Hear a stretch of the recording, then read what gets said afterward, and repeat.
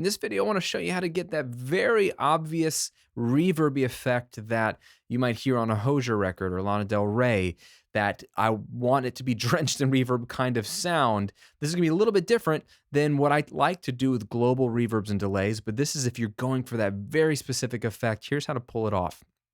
The fastest way is actually to do what I usually don't do, which is put the reverb plugin directly on the vocal track. So here's a vocal that I've got going on. I've been floating by in circles now. And in context with this mix, there's a lot of cool ambience happening. I've been floating by in circles.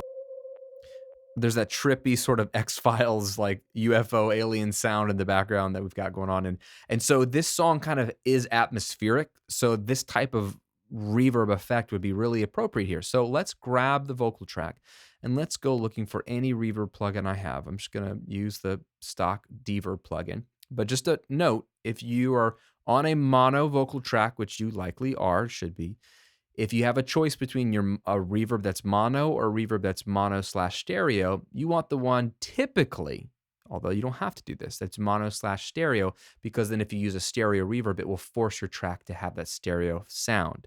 It'll come out of both speakers, not just up the middle. Although you can have this same effect and stay mono, it's a preference thing, but I'm going to say you probably want the stereo version. Okay. Now what we've got is, this is sort of a standard digital reverb plugin. I'm going to pull the gain all the way up to 0. I still don't know why Avid has this plugin for decades now.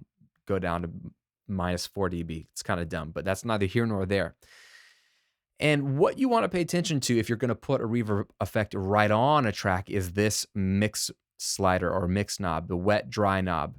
Okay, it might say a mix knob, it might say wet/dry.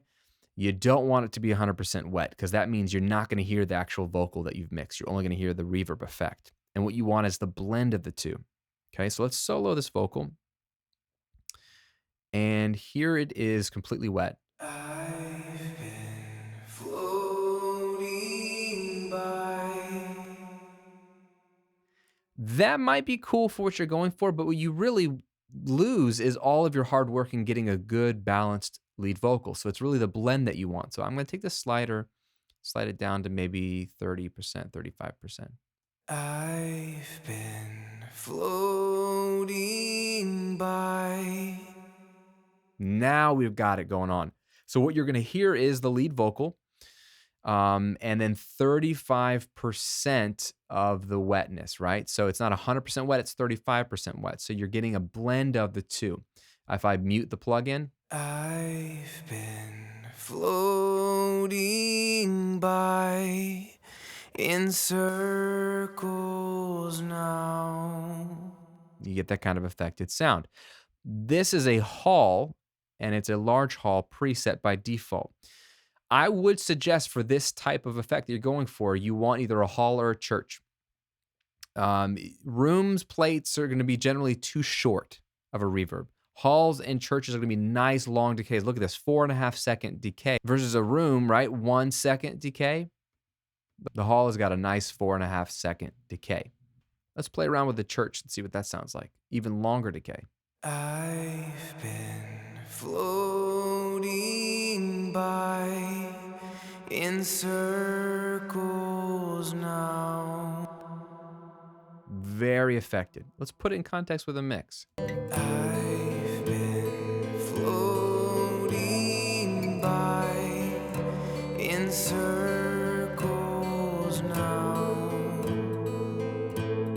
Round and around.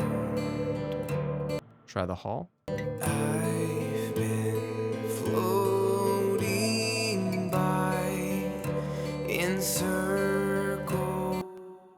Let's increase the wetness of the hall. I've been floating by in circles now. Round and around. So that's 50% wet. Or you could go back to the church and pull it down even to just like 23%. I've been floating by.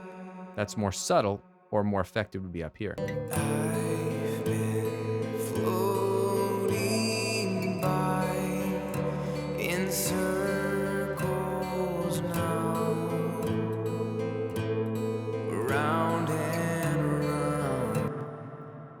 That's how you get that sound. That's all it is. Now, you can tweak the EQ to this, because what you're hearing is now the clean sound mixed in with the reverb, and sometimes the reverbs are a little too crispy. I like this preset because it's already rolled off a lot of the top end. If your reverb has a a low pass filter that cuts the highs, great, use it if you need to. If you don't, you can always slap an EQ on in the track right after the reverb and roll off the top end, and that will help the reverb not sound too crispy. But the only problem with that is it's going to kill some of the actual lead vocal brightness. So you got to balance that. And that's where this wet dry knob really comes in. If it's mostly the dry signal, only 30 to 40% wet, you'll still have that nice clarity of the lead vocal, but the decay of the reverb.